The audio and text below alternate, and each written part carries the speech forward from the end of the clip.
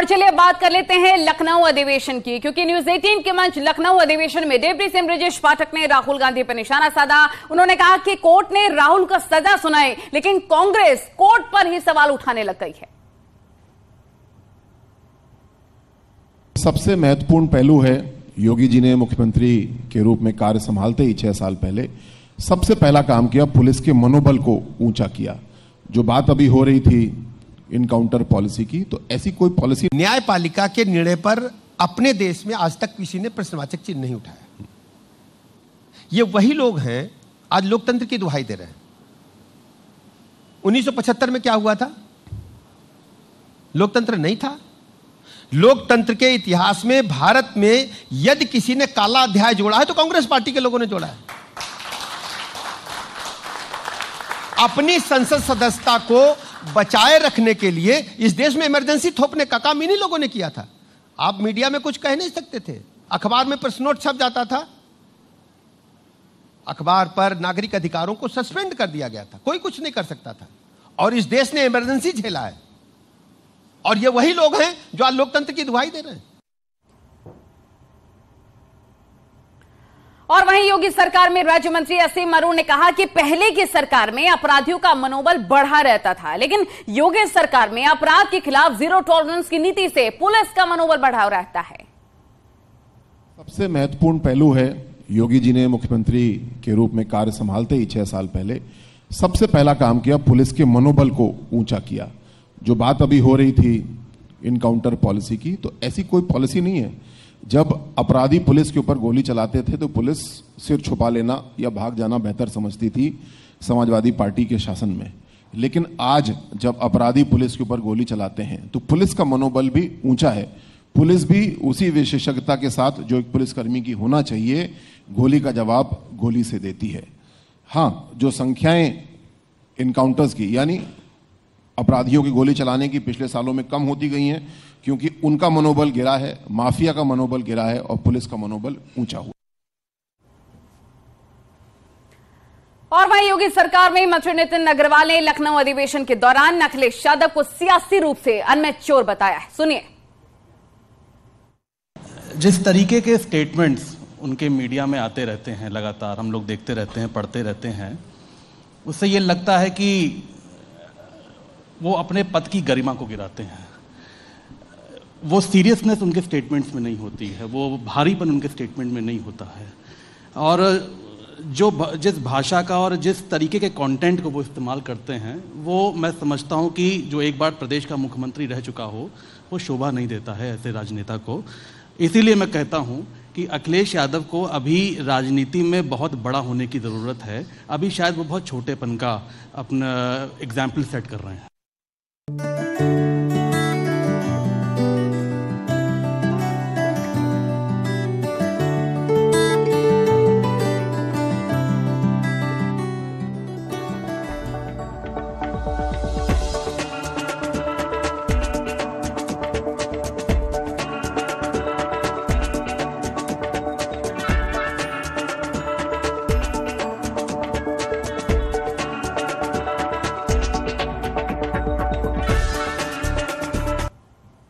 और मुंबई में रिलायंस फाउंडेशन की चेयरपर्सन नीता अंबानी के dream project Nita Mukesh Ambani cultural centre का शुक्रवार को ही उद्घाटन हो चुका है। और इस कल्चरल सेंटर में लगातार रंगारंग कार्यक्रम जारी है। और इसी कड़ी में सांस्कृतिक कल्चर के सबसे बड़े सेंटर में खुद नीता अंबानी ने भी उद्घाटन समारोह के दौरान परफॉर्मेंस दिया।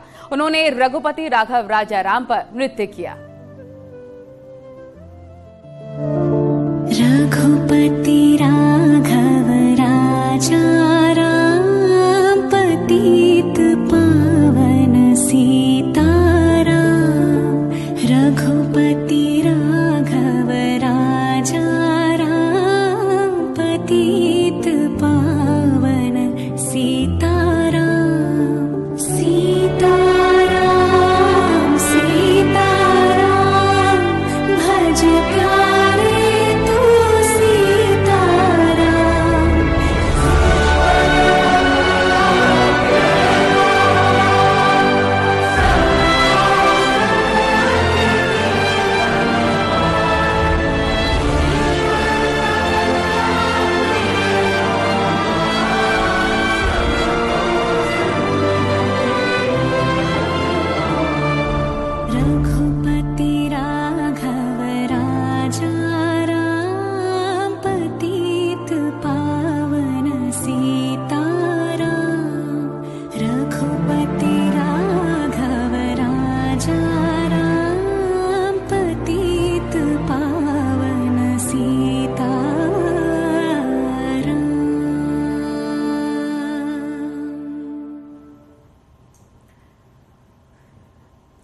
तो नीता मुकेश अंबानी कल्चरल सेंटर के उद्घाटन से एक दिन पहले पारंपरिक तरीके से रामनवमी की भी पूजा की गई थी, जिसमें तमाम हस्तियों ने शिरकत की और विधिवत ईश्वर की आराधना की गई।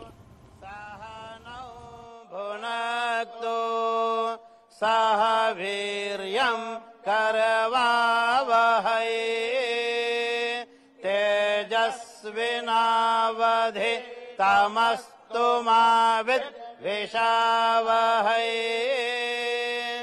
ओम शांतिः शांतिः शांतिः। या देवी सर्वभूत। पूजा अर्चना के बाद नीता अंबानी और मुकेश अंबानी ने कहा कि सांस्कृतिक केंद्र के सपने को साकार रूप देना मेरे लिए एक पवित्र यात्रा की तरह रहा है। हम एक ऐसी जगह बनाना चाहते हैं जहां हमारी सांस्कृतिक विरासत फले फूले, फिर चाहे वो सिनेमा हो या संगीत, नृत्य हो या नाटक, साहित्य हो या लोक कथाएं हो।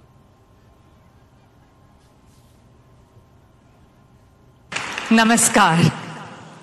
On behalf of our cultural center and the entire team of Civilization to Nation, a heartfelt thank you for being our first and most spectacular audience. It has been a huge pleasure and an honor to present this musical chronicle of India. As they say, India is where it all started. Our culture has not just survived, but thrived over thousands of years. We are one of the oldest living civilizations of the world, also the most diverse. And at the same time, we have one of the world's youngest populations. Today, we are in the Amrit Kal of modern India. An auspicious time to begin a glorious new chapter for a proud, prosperous, strong, and self-confident nation of 1.4 billion Indians. For Mukesh and me, the NMACC is a dream come true. For a long time, we had nurtured a dream that India should have a world-class cultural center. We were keen to create a space for promoting and celebrating our artistic and cultural heritage. In cinema and music, in dance and drama, in literature and folklore, in arts and crafts, in science and spirituality. All of which is India's intangible national wealth. Dear friends, culture weaves the threads of mutual understanding, tolerance, and respect that knit communities and countries together. Culture brings hope and happiness to humanity. Therefore, as an artist, I hope this center becomes a space that celebrates the arts, the artist, and the audience. खबरों का सिलसिला लगातार जारी है। बहुत छोटे से break के लिए रुकना होगा।